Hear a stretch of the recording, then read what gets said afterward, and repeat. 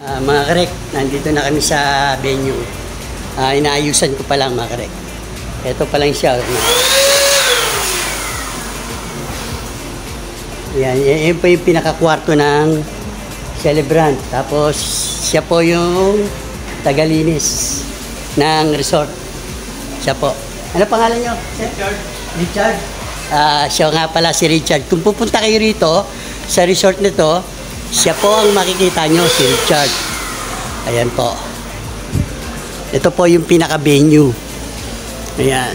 Magkano po arkila rito, sir? Pag day shift, 6,500 kasama yung guest room. Ayun, 6,500 daw kasama na guest room. Pag overnight naman, 7,500 kasama na guest room. Ayan. Pero pwede naman hindi kunin ang guest room. Ayun. 6,000 lang pag overnight. Pag umaga naman, 5K lang. 5K. Ngayon lang oras yun. 12 hours. 12 hours, mga karek, 12 hours daw po. Kung pupunta po kayo rito, sasakay po kayo sa may Porisil, sa Meralco, bababa po kayo bago dumating ng bayan, bababa po kayo sa Porisil. Sabihin nyo lang po sa Meralco, sa driver ng papuntang bayan, Novaliches, baba kayo sa Porisil. Tapos pagbaba nyo sa Porisil, meron po rin mga tricycle. Sakay lang po kayo, sabihin nyo po, ayan po, Tita Cel. Yan po, ayan po ang logo. Tita Cel Resort Venue. Yan po, mga karek. Yan. Tahan nyo lang po ito, mga karek. Mura na po itong resort na to. Ayan po siya. Tapos, bukod pa ron, mga karek, meron po siyang swimming pool po, mga karek. Ayan po. Ayan. Ayan po swimming pool. Ayan, hagdanan po.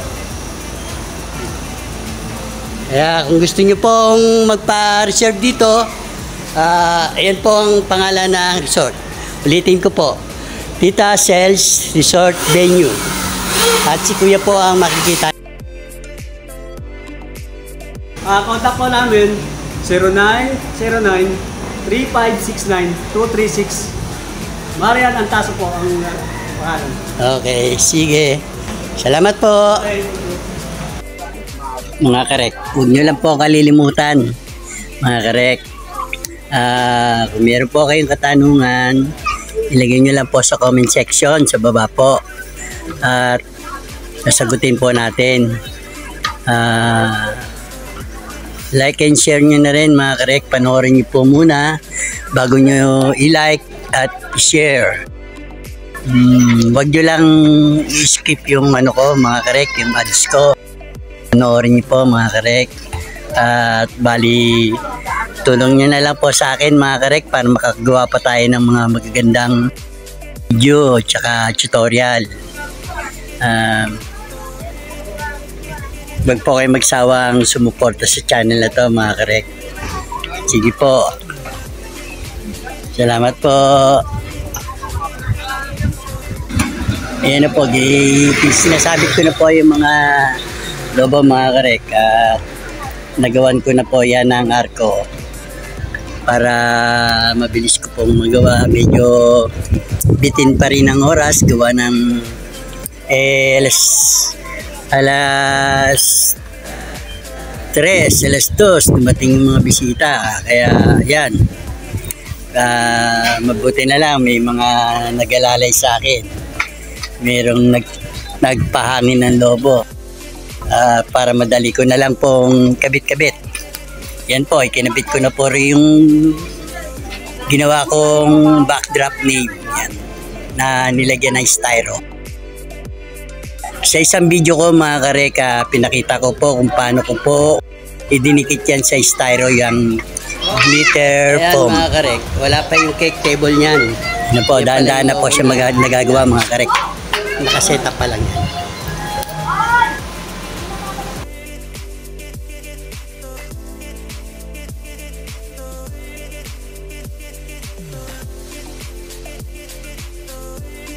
May mga katulong ako, mga karek. Yan yung mga katulong ko. Yan, sila.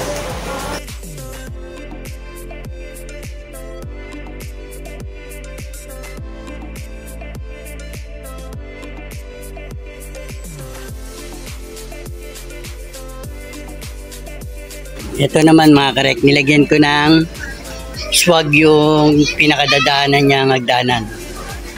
Yan. Papunta doon sa may swimming pool. Yan, yung hagdanan, nilagyan ko siya ng swag mga karek.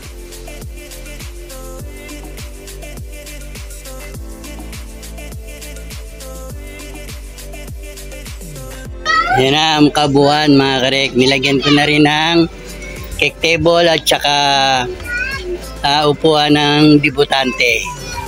Yan na po yung pinaka last part na ginawa ko.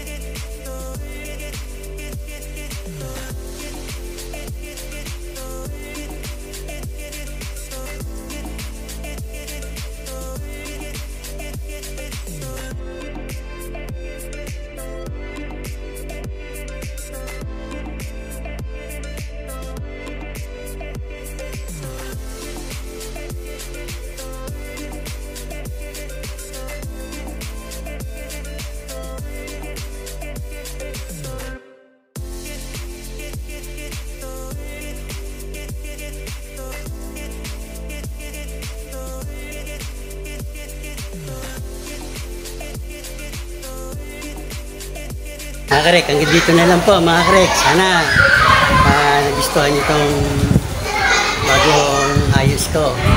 Sana mga karek, huwag niyo lang kalimutan. Click niyo lang po yung subscribe, tapos click niyo rin yung notification bell. Mag-all po kayo para updated po kayo sa mga bago kong upload. At huwag niyo kalilimutan mga karek, click niyo na rin yung like.